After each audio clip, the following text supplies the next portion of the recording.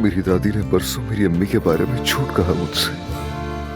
सोहा भी झूठ कह रही है जब वो कहती है कि वो उस आदमी से शादी करने के लिए राजी है। अदनान, चलो आ जाओ। और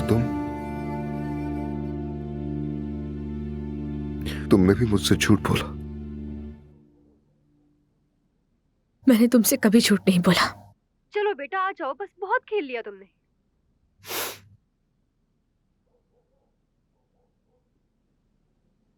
मुझे अपने वालिदैन के साथ अकेला छोड़ दो। मेरे साथ ऐसा क्यों कर रहे हो? तुम समझ क्यों नहीं रहे? मैं बहुत तकलीफ में हूँ। मैंने कहा मुझे अपने वालिदैन के साथ अकेला छोड़ दो। अदनान, यहां से चली जाओ।